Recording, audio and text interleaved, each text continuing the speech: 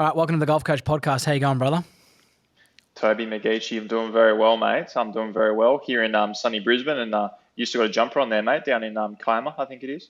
I'm so over it. I'm actually, in saying that, it is a nicer day outside, but I'm in my studio here for people watching on YouTube, and it's on the west side of my house. So the sun rises in the east. So this is the colder side of my house, if you could say. The cooler side, I should say. But no, you're right. I'd rather not be wearing a jumper, that's for sure. Hey, tell me, I want to ask you a deep question, Billy.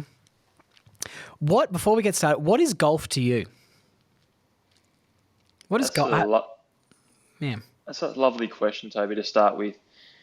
And you can answer that in so many different ways. But I've had some deep thoughts about this in the past, actually. Have I think, you? I just think, why do you play? Why do I put so much effort into it? Why am I golf physio? But I think golf is a reflection of what you put in, is what you get out. I think it has a lot of life lessons in it as well. So in terms of commitment, dedication, and also now as I get older, more than anything, it's about the connections you make alongside that. Let's say us, for example, I wouldn't have known you for a bar of soap if it wasn't for golf. Wouldn't have known a lot of good mates. So essentially it's the friendships and it's a reflection on life, I feel. Yeah, and I also feel as well like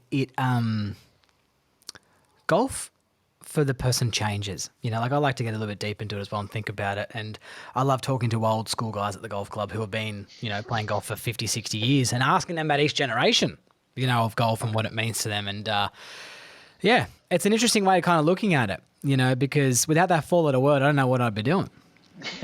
It's weird, isn't it? It's really, really weird. And so I'll put the same question back to you then. What does it mean to you? Oh, it means more now than it ever did due to the fact of it provides for my family, right? So, I'm obsessed with it. I'm obviously obsessed with it and golf swing technique, and I'm obsessed with helping people. Like I really want to help as many people as I can, but I owe it a lot, if that makes sense. Like I'm in debt to golf and whatever it is, it is. And I just enjoy the evolution because it's always something new to me. It was a nerve-wracking competitive sport when I was playing professionally to now just being, a point where I help people, to try and, get through that and get better and it helps provide for my family at the same time. So yeah, I owe it a lot. I like it. It's just something that's been sitting on my wall trying to work out what it is. But enough of that. I've got one more other strange question for you to get into the podcast. I've got you back on because a lot of people, and especially my students, took on board a lot of information from our last podcast. It was a hit, to say the least. It wasn't so much a Britney Spears, whoops, I did it again kind of hit, but it was a big hit amongst the golfing community out there. And I wanted to get you on to talk about some specific topics. And I think it did well. You've been working with some of my students, right? Yeah, no, I do appreciate that. And thanks so much for having me on the second time. I enjoyed the first episode. I've re-listened to it back. I think we covered some cool stuff. Yep. And yeah, I've been working with 3 of your students actually, in particular since that podcast. So again, I do appreciate you having me on. And they've got some really good results. And I'm happy to touch on that later on if you like. But it's been awesome, mate. Yeah, that's pretty cool. I didn't know that they had reached out to you at the point in time. Like a couple of them mentioned it, and a lot of people were listening to it, and but I didn't know that some of these students had got in contact with you. But let's get into the start of, for me, right, when I played good golf, Billy, it was always when everything else outside of golf was in order. So for me, like when I was playing professionally, if I was broke and I was under a lot of stress and I was drinking and I was not getting along with my missus, I never would play good golf, right? But as soon as I would be healthy, looking after myself and had money in the bank because I was playing well, I all of a sudden played well. And it was always this kind of weird thing. It was like I played well and I didn't need to play well because I was doing it for money, and I played well. I played shit when I really needed to play well. I was under pressure, but a lot of that come back to kind of how I was treating myself. And I want to talk to you about like the importance of, for optimizing performance. What do you see around like sleep? Like let's start with sleep. Yeah, I love that. So sleep is probably one of the most underrated tools, I believe, that either professional golfers use or even just the weekend warrior. So I guess in today's society, most people are super busy. we spend so much time on our phones and our laptops, and we eat into our sleeping time. Hmm. And there's been so many sports studies, mate, that have shown the benefits of sleep, but still, it's one of the Hmm. hardest things to achieve. It's so hard for people to slow down. And I'll just bring up even one study to my memory. It was basically they got a Stanford basketball team to sleep 10 hours a night, and they found just from that extra sleep, nothing else changed. Their shot accuracy improved by 10%. Get out. So, yeah, and that's just by going to bed earlier, right? But it's just one of those hard things to do, isn't it? It is true, and for me, like let's talk about from my experiences, now I've got kids, right, and I'm going through a rough time. One of them sleeping now, so it's out of my control. He was up wanting to play ball at 4 a.m. for some reason, and so we did. And then looking for his dummy under his bed. But tell me, I know for me, right, that when I try and compromise it and I'll go, I'll just have an extra coffee the next day, right? All that ends up happening is I end up bringing on more anxiety and my performance is actually not as good. So, like, kind of substituting poor sleep is not any good, right? Not at all. And you can get to a certain point where caffeine will help, but at the end of the day, sleep is a function to repair your body. So, firstly, it will Mm. repair your body. So, that's going to be your muscles, your joints, your ligaments. But secondly, it's actually repairing your brain too. Yeah. So, especially in that deep sleep, you're actually like restoring everything that's happened throughout the day. You're consolidating memories. So, that's really important when it comes to learning a new skill like golf or learning a new action. And also, there's been a lot of studies now that are coming out that sleep deprivation or the lack of sleep can lead to things such as dementia. Mm. So again, it's not something that you should put to the wayside. It's really something that you should prioritize. So getting your 7 to 8 hours of sleep and then building your life around that is what I believe. Yeah. It's not surprising to me about lack of sleep bringing on dementia. It's not, is it? Like, it's just not surprising. I saw something the other day on the Joe Rogan Experience about a sleep expert or something. It was just a clip, and he said, studies have shown that we're talking about people who are operating under 7 hours.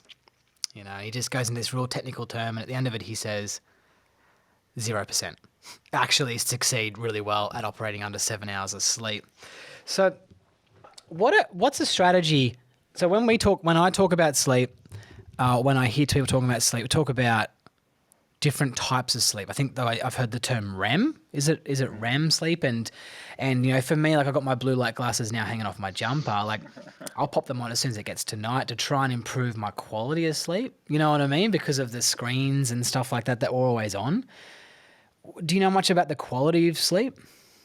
Yeah, I do know quite a little bit about it, and I've messed around with the different gadgets that you can do. So I've messed around with Whoop, for example, and that was a very interesting process actually. Like I used to think I slept quite well a lot of the time, so I'll try and get 7 to 8 hours most nights, and that was pretty well set in stone. But I found out that my quality of sleep wasn't that good. Right, you Wow. lay in bed for 8 hours and you think, oh, perfect, like I'm done for the night.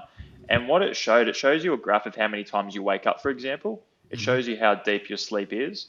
So from that, like I had to implement a couple of different strategies. And I'm happy to go into those now Yeah. to Do it. help. Yeah. So in terms of what Whoop suggests, and a lot of their sleep researchers suggest, is having like a bit of a routine prior to bed. So for me, for example, I used to be on my phone. Obviously, you've got that bright light shining in your Mm. face, and I used to go straight to bed. And obviously, that wasn't working. So a couple of quick strategies people can start to implement is one, maybe have a glass of water before bed. And I know that can be a bit annoying as well. So sometimes you might have to wake up to go to the loo, but that is one great strategy.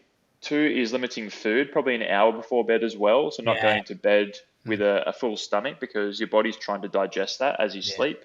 Yeah. And I think three, and most importantly for me, and the most beneficial for me, was having some sort of meditation strategy to slow my breathing down.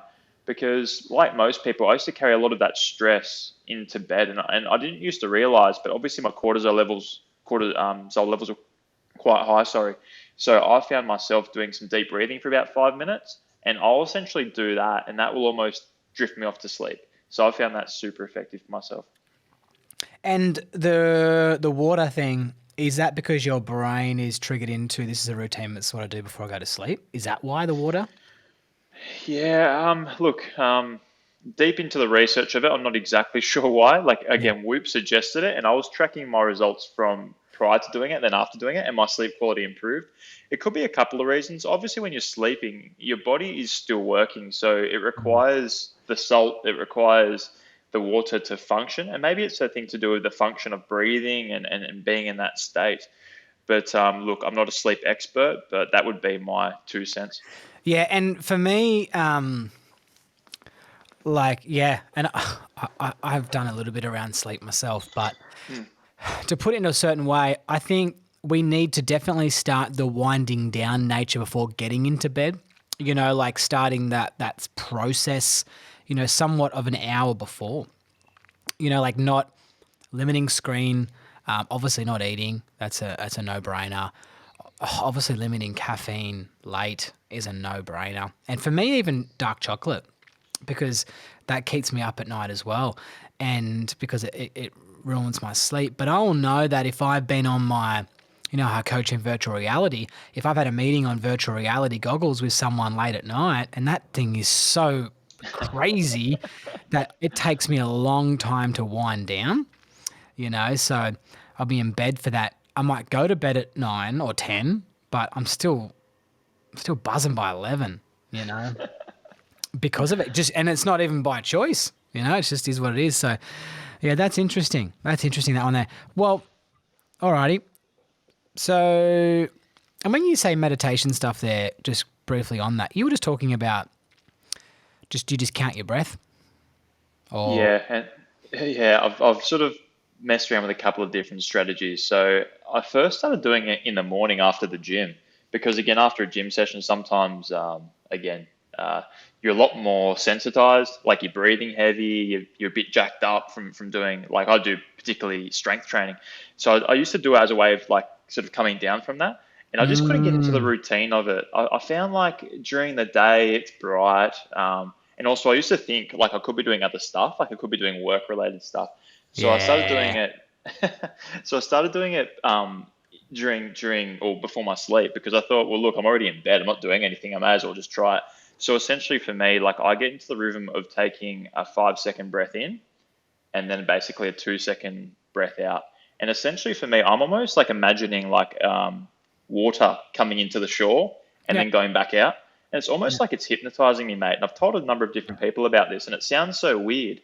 But I was listening to a podcast, a Jocko Willink podcast, and there was a Navy SEAL that does it in a similar way. And I thought, oh, if he's doing it, like surely I should do Yeah. it as well. Yeah. And look, mate, it's probably the best thing I've found. And I'd love to hear your thoughts on it as well. Well, I use a similar strategy, but my strategy will be you talk about the water. I actually go into, so breathe in, through the nose, and the air is colder. Uh, And then when you breathe back out, the air is warmer because it's coming from you inside. So you can feel the coldness, like the sharpness. And then as you breathe out, you're blowing out warm air. So you're breathing in cold air, blowing out warm air. And that's just pretty much the extent of the breathing side of meditation practices that you can do. But, and what happens is what you're doing there is that you're actually thinking about your breath. So you're taking your mind away from something. So, when we've got a racy head at night, our head is like, it's thinking of lots of stuff. It's jumping around. It's not just one topic area. It's jumping and jumping around. So like a form of meditation practice that I might use is like a mantra or singing like kirtan where you repeat back to what someone says to you. So what you're doing is you're just focusing 6,000 of these fucking thoughts you got going on in your head just into one. So then that can get you to go to sleep. Similar to when someone is watching a mundane TV show, when it just can narrow your thinking into that one TV show, like Brooklyn Nine-Nine, something silly or whatever, and then that can actually help you get into a meditative state as well because it can lessen your thinking. Not the ideal way of doing it, but I've seen the same stuff. Hey, but let's get into some golf stuff. All right, so all right, tell me about. I want to know, like, some topics that I want to talk to you about. Is I'm big on feet, right? And it's been a big topic of mine lately. I'm on the anti-shoe wagon. I hate shoes. I hate them. I hate the role that we've been pigeonholed in with shoes. I follow lots of barefoot guys online. What's your position on footwear? Yeah, and it's a very controversial topic, isn't it, footwear? Because you've got like two ends of the spectrum. I sit probably somewhere in the middle, to be honest, Yeah. and um, also like I can see both sides of it too. Like I'm very empathetic to both sides. My own belief is wear something that's comfortable. Um, if you're doing something very physical, most likely wearing something supportive would be ideal.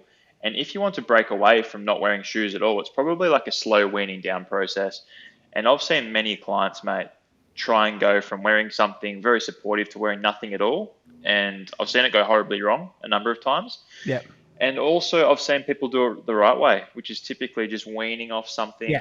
And look, if you've been wearing shoes for 20 years and you decide one day I'm not going to wear shoes, yeah, for mine, it's do it slowly. Yeah. Oh, yeah. It's not real golf related, but yeah, I don't wear shoes. I don't wear shoes. I Yeah. never do. I went to breakfast this morning, no shoes. Went to breakfast this morning, go to the shops, no shoes. I walk, especially love to teach my kids. Like my wife, she watches my eldest just walk along the rocks at the rock beach, and she's like, "How does he do that?" I'm like, "Well, he's just trained that way, training his feet to go that way." And it's really helped with a lot of my back pain. A lot of my back pain has come through kind of incorrect shoes, I believe. And um, anyways, but tell me about footwear in golf. Do you talk about specific types of footwear for people in golf, or should people have their own type of shoes that suit their golf swing, or what do you reckon? Yeah, I think you can get pretty detailed into it. And again, like being a physio, like I do have particular thoughts and opinions, but everyone's a bit different with their foot as well. So just to put people into two different categories, some people have like a really rigid, stable foot. So that's where they have a high arch, which we Hmm. call supination. Or Yeah. some people have a quite a low arch and their foot's quite unstable, which is pronation. So those two people, I think, would benefit from be wearing two different types of shoes. So Okay. the person that has a really stable, strong foot, it might be worth wearing something a bit more cushioned, just so they can get some shock absorption from that. And someone that has a really unstable or rounded foot, it might be worth wearing something a bit more stable, just so they're not moving a lot and swaying a lot through the swing. But So also, like just doing, stable. Sorry about that. So stable would be, let's call about, there's two types of golf shoes we've got in the market, which is like the soft soles and mm, the traditional spikes. So a stable is something like a traditional old school FootJoy Classic. Is that what you call a stable shoe? yeah, something with a bit more support. That's And right. then a non-stable shoe is like these jogger types of shoes that we see, kind of flat Yeah. sole shoes. And then that's where you're measuring stability on the outside of the foot on how much it can roll and not roll, and also under the arch. Is that how you measure the stability of the shoe? Yeah, essentially. And also with the players that I see, I typically like to look at them in single leg balancing as well. And in the golf swing, there's so much of a weight shift, right? So Hmm. a lot of the time you are on one leg essentially, or close to that one leg. So I like to see what they're like in their balance too. But Mm, also to add into that as well, like you've got the structure of the shoe, but then also you've got beneath the shoe, right, the spikes, which connects you to the ground. And yes. I think that's a super important part. Like I know for me, like I transfer weight pretty quickly. So if I use something that hasn't got a sturdy sole, like if something has like the soft rubber spikes, I always just spin my feet out and kick my leg. And for me, the ball just goes all over the shop because of that. So I know I need something really stable. And I was reading an article actually about Joaquin Neiman, and he was testing like just a classic trainer versus his golf shoes. So for him, if he uses his trainer, his ball speed drops down 11 miles an hour versus his golf shoe. And that's where I guess the golf shoe connects you to the ground, right? It's like trying to shoot a cannon out of a canoe. If you're not stable, that cannon's going to be going all different directions. Do you think that also comes from a sense of potential trust as well? Like, for instance, for me, I'll often find that when someone's doing some club fitting exercises, that they feel like, say we've got the driver, that they can swing their old driver a little bit faster because they feel comfortable with it. So maybe with the spikes, they can feel a bit more comfortable on the ground there as well. But I know for a fact that as much as shoes give me the shits, that there's no chance I'm playing golf in a non-spiked shoe. You know what I mean? Just because I've done it for 100 years. You know, not that I really need it. I don't jump around like crazy, but I love that sense of, security in the ground for sure. Yeah, and like you say, it could be a trust thing, 100%. And I've occasionally swung with no shoes on, and I'm not confident going for it fast. Like I feel like I'm going to hurt myself, or I feel like I'm going Yeah. to like slip or something. So it's definitely a trust component. All the shoe companies will tell you how much research and science have gone into it, and Yeah. why their product is better than everyone else's. And look, I probably see it again like most things, somewhere in the middle. Yeah. Okay. Yeah. And and what do you like when you talked about the foot there, about how someone's foot is potentially, what'd you say, like let's say it's got an arch or it doesn't have an arch. You use pronation and supination as a terminology there. Can someone's foot makeup change? Can you change it? Like through exercises or through changing lifestyle or environmental factors? Like, can you change your foot arch? Yeah, I certainly believe so. And I don't think it's an easy thing to do. So it's probably a bit of dedication and time put into it. But like you, for example, I feel like for you, if you're walking around barefoot more often, naturally those muscles that are connecting to the ground are going to probably need to do a bit more work Mm. to support your weight. Versus when you're wearing a shoe, you've got a lot of that cushioning doing that supporting for you. And there is a lot of exercises you can do, and for clients that have stability issues, like clients of mine, I like to see them do single leg squats, single leg deadlifts, scrunching a foot with a towel to try and strengthen their foot. And a lot of people, although I'm not looking at it cosmetically all the time, a lot of people report more stability, which is a great measure as well. Yeah, like I, as a, probably up until about 10 years ago, I was an avid shoer. I would never leave the house without shoes, mainly because I was just always maybe self-obsessed as well with look or whatever. But, you know, now, like, but it took a long time. Like to think about, even though this is what I did 2 days ago, I pushed my two kids in a pram, barefooted around Kiama on the road, and I did over 6 kilometers up and down hills barefoot along the road, pushing 30, 40 kilos in a pram. Like, back in the day, if I first was, like you were saying about that initiation, if I was to, I wouldn't have been able to get down the street the first day. You know what I mean? Without it, because well, not also about that ground interaction, but also how it felt underneath the foot, right? So, all right, so that's an interesting study around, and I see lots of golfers with on TV. You'll see them slip and slide a little bit around, and I've got some very good evidence of Rory and obviously Scotty Scheffler and Tiger, and the way that their foots move. We call like you got your horizontal plane and your back and forth plane. So you see a lot of that movement. And for me, I think stability in the shoe is super important. Tell me about, is there a link towards back pain through feet? Yeah, that's an interesting thought, but in my beliefs, yes. So again, when I see someone with back pain, I look from the ground up. So I'll look at how they stand, how they balance. Every back pain client I see will get like a single leg squat as an assessment. So I'm looking how their knee tracks, how their foot tracks, Yeah. because like with the body, right, everything connects to everything else. Mm. Or generally speaking, let's say your foot, it connects to your knee connects to your hip connects to your back. Yeah. So if you're really unstable through your foot, you're likely to make compensations. And let's say for my own example, like I have a bit of instability in my right foot, my right hip gets tight and my right back gets tight. So for me, if I can stabilize that, my back pain tends to go away. And for a lot of clients, they have a similar outcome as well. So yes, feet can relate to back pain too. All right, let's get into some golf stuff. I want to talk to you about, for a long time as a golf coach, right, when I had someone who would, let's just use the term early extend, right? I would always treat it like, what's this person not doing technically right? What is this person not understanding, what's going on here. Where, through giving millions of golf lessons and teaching a lot, that I've come to the understanding that this is not just a technical issue. It's also, from say just one subject area of early extension, a physical standpoint issue that's getting in the way. And through numerous times, I've had to seek help with students who are doing this. How much do you put, say, let's say, like early extension down to a physical limitation?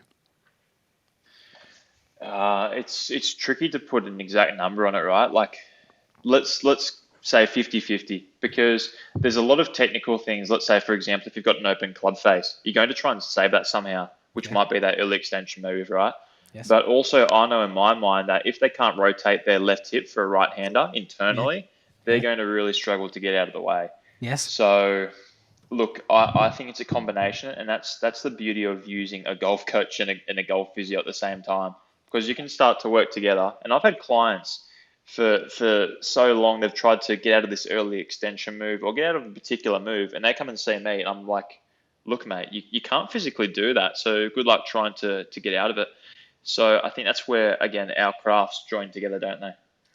Yes. So when we say the term early extension, and it's a blanket term, and it is also useful in some certain cases. For some golfers, for a child. I'm talking with a student now from Vietnam, and I say to his dad that the early extension does not matter. He's a child. He's jumping out of the ground. Let it happen. He's put him alongside Adam Scott, and tried to measure their backsides against each other. And I was like, well, that's Adam Scott. He's 6'6". He's gorgeous. He's won the Masters, and he's about 200 pounds. Like, he's not where we should be putting a 10-year-old kid against. But early extension, right, is the way that I can explain it is between let's say the lower abdominals and the thighs, right? That space gets larger through coming into the hitting area. We'll often see the person stand up taller. And the reason why it's called early is because we do want that extension phase in the golf swing, but it happens too early in this point in time. So they're actually pointing at the golf ball as they're doing it, not down the target. That's when we want the extension phase to kind of really start to happen. What type of like assessment or exercises would you see with like test with someone doing that? What sort of tests would I do to? Yeah. And then what exercises to try and stop them from early extending? Yeah, so assessments that I look at, like typically I'll get people to record their swings. Obviously, it's diagnosing it first. Yeah. As ways of assessing it for reasons it may occur, like I look at their hip rotation pretty fast, and we talked about this briefly on your last podcast. It would be someone lifting their thigh towards their chest, so their thigh is Okay. basically parallel to the ground. They'll rotate their foot out, so it's checking that movement. And also, I'm looking at some other movements as well. Like, can they do a squat efficiently? Because a golf swing, you're getting into a squat position.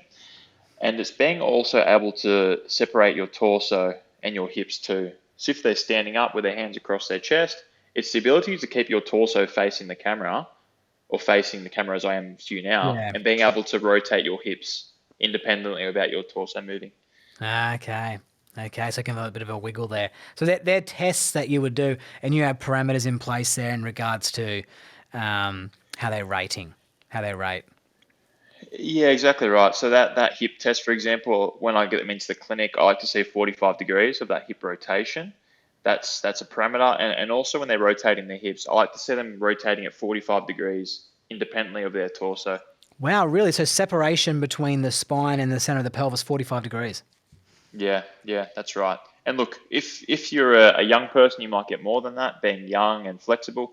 If you're someone that sits at a desk or in your 40s to 60s, it might be a very different measure, right? So it's all about being relevant to your person in front of you as well. Yeah. But yeah, I try and aim for those just as a standard.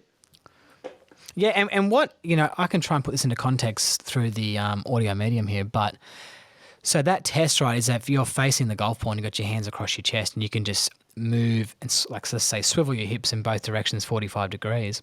Why that would be useful from a coach listening to this right now, like myself processing this, is because that you can actually rotate your hips around the corner while still keeping your chest, because we know we get separation there. We know our hips are more open than our chest at the point of impact. So if they can actually, if you can get your pelvis around, then that tells us that you're physically capable of not having to extend up early. You can actually hold that load a little bit better. That's an interesting one. I've been wanting to get TPI certified, but I might actually look into that test a little bit more. And okay, what about strengthening? So once Yeah. you've done that, what do you do? So squats, you say squats. That's more of a test, but yeah, certainly squats Okay. are a good one. Squats are definitely a good one for exercise. Like you're strengthening your hips, you're strengthening your spine, so it's a great one for injury prevention. Yep. But for tests, I like to see people being able to do a front plank and a side plank on each side for 90 seconds. That's pretty tricky, but that's just a measure of sort of core and body endurance. They're exercises I like. Also, I like to do a lot of drills with people on their hands and knees, trying to straighten out the arm and the opposite leg. So doing things like that, that's called a Mm. bird dog. I like to see exercises. Dead bugs will be lying on their back.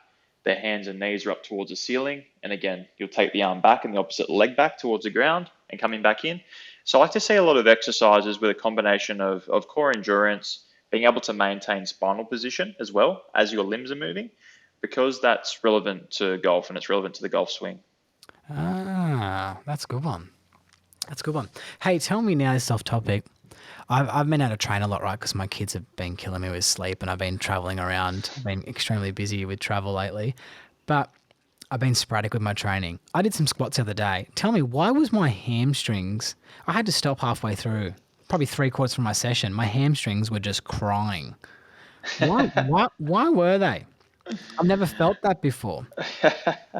So it could be a combination of things. It could be with you not training as much. You may have some detraining around the muscles. So your body's become used to a particular load. So the fact you haven't trained as much, your body again has lost some of that resilience to that load. So your hamstrings might be a weak point. Could be also spending a lot of time in sitting, mate. You've been flying over the country getting all these awards of yours. So maybe it's just maybe it's the fact that your hamstrings are a bit tighter than what they normally are. But they would be my two immediate thoughts. That's interesting. Yeah, I thought that potentially because they were a little tighter. Like they just. I was just got. I went to do another set, and I grabbed the bar and took a couple of steps forward, and I went, "Hang on, these hamstrings are actually." It's not through like, when you're like, "Oh, just do it again." You're under load. It's like, "Hang on, these actually don't want to be used right now." It's not like just push through that pain barrier. Something's going to happen if I keep doing this. So I had to kind of stop, and which was interesting. It was interesting. I thought I'll have to have a chat to Billy about that. Well, even Alrighty. myself, just so quickly on that, like Yeah, I, yeah. I was I was training at home during COVID, and I was just using bands and things like that. So normally I'll train with a barbell on my back to do squats. And the first session back, like being a physio, being an idiot that I am, I jumped back under the bar, used the same load I used to prior to COVID, and I went down for my first rep, and similar to you, my hamstrings were stinging. Like it wasn't like I tore Yeah. them, but my body was like, shit, I should not be doing that. So I re-racked the Mm. weight, cut the load in half, and then sort of build back up to that gradually. Mate, yeah, my hamstrings just were like they're about to snap. It Yeah, wasn't it wasn't it wasn't like there was something I need to go at. So that's interesting. So I really like that exercise of the to try and help someone there with kind of early extension and general strength stuff, of course, and you know even from our experience there that of us sharing those hamstring experiences, if we're not using it, if we're not training it, we're losing it, right? Simple as 100%. that. As simple as that. Tell me about like golfers listening to this will have inherently a lot of have had back pain. We're seeing it with Wake Neiman. You just mentioned him. He's had back pain of recent. Which doesn't surprise me by looking at his technique. We've seen Tiger Woods, a lot of back pain of late. I saw a player yesterday who won the QBE shootout. I can't pronounce his name, but he pulled a lat halfway around. Tell me, tell me about back pain in golf. Yeah, so a couple of quick stats for you that 30% of golfers feel back pain after every single round. So it's a huge number. And Really? also, yeah, and also when you're swinging the golf club, about 7 times your body weight is loaded through your spine too. So when you think Chunky. about it, Yeah. So when you think about it, golf is a heavily rotational sport. And also for a lot of people, like we discussed in our last podcast, they don't have a strong warm up routine. And also Mm. some people don't have a consistent training load. And because the back is the piggy in the middle, it takes a lot of the grunt. It's interesting. Wow. So 7 times the load is measured that's thrown through the spine or through the back. Yeah. So that's interesting because I coach, lots of sport people, like sports stars, people from the Australian cricket team. Like I've done a lot of athletes and fitness trainers, and it surprises me how often they still come back to me after and send me a message and say, my back was sore after that training session we had. Okay, hang on. You play in the NRL. Hang on. You bowl 150-kilometer thunderbolts, down, but your back hurt when you swung a golf club. Isn't that crazy? Yeah, and look again, it's a unorthodox movement. It's an Mm. interesting movement. So again, depending on their swing technique, depending on their golf history, there's so many factors into it. But again, because your back is at the epicenter of the golf swing, it's right in the middle. If you're doing things in an incorrect way, or if you're not really well conditioned to that action, I feel like the back is going to take a lot of the load for most people. That's so interesting. And like anything, right? You do something a lot, you're going to get injured. Well, I'm not going to say injured, but you're going to have pain, right? Like if you throw darts at a board for 4 hours a day, you're probably going to get a sore elbow. You know what I mean? Or if you sit at a desk all day, using a mouse. My wife used to get bad things with her wrists, because she's doing excessively. So, golf, I say to people all the time, you'd be surprised how much the body. And that's an interesting load. I'm going to remember that one, the 7 times the load. But always say to them, you'd be surprised the amount how athletic the golf swing actually is without you thinking about it and what's actually going on. So, what about like out of that 30%? And where they're all identifying the pain is through the back as being the I call it the pain teacher. It's what's telling them that's sore, right? The back pain. Do you think any of that could be linked to not just the back being sore, but say we're talking about before about poor glutes from even just walking all day and not being able to hold it? Like, what do you think? Is it just solely back pain, or do you think it can be derived from lots of other areas? Yeah, like back to what I said about assessing clients earlier. I like to look from feet down, and even I look at Mm. the upper back as well. And let's say, for example, if you really struggle rotating your thoracic spine, your lower back's going to do more movement. So it's rarely just the back pain itself. It's really just the back that's the Interesting. problem. As a physio, you have to look up and down the chain. And it's funny, like I see these videos on TikTok and Instagram saying, fix your back with these 3 exercises.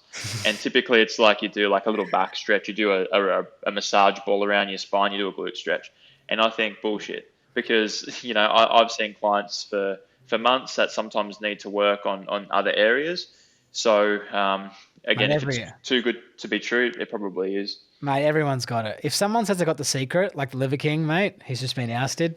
I've just been watching those documentaries. If someone says they got a secret, don't fucking believe them because they're telling you bullshit. There is no secret. I've got the secret that no one else knows. This is the secret. It's like, well, hang on. That guy ain't fixing your slice. You know. Yeah, But it's like you, mate, for golf coaching. Like I was saying, I think it's Hank Haney. He says, I'll fix your slice in 3 shots or something like that." And ah, well and good yourself. He's probably selling out, poor Hank. But like golf coaching and similar with physio, it's the hard work and it's that dedication over time, isn't it?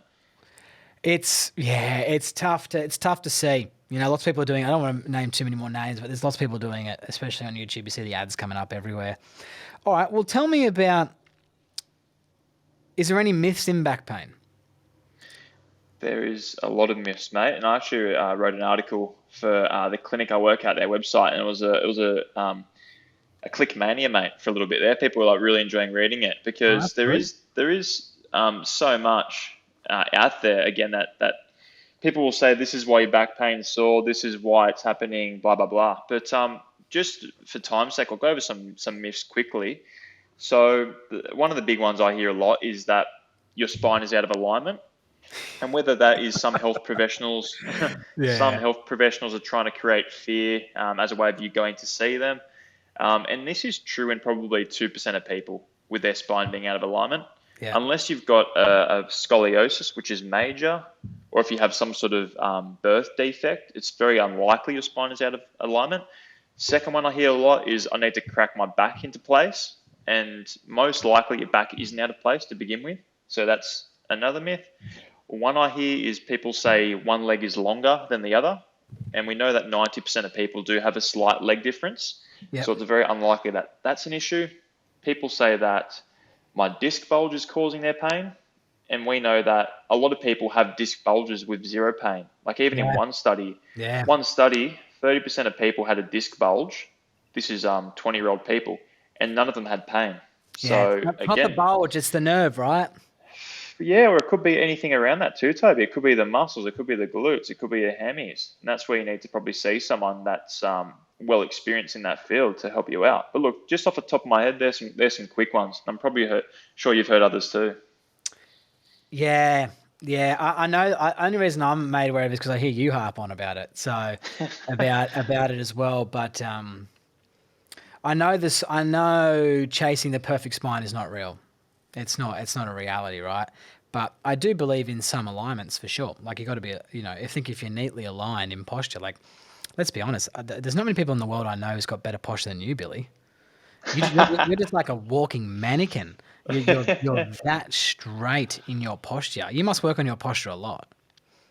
Yeah, mate. Well, I've got a poster of Adam Scott in the bedroom. No, I don't, but he's As long as he's definitely got clothes on, I don't care.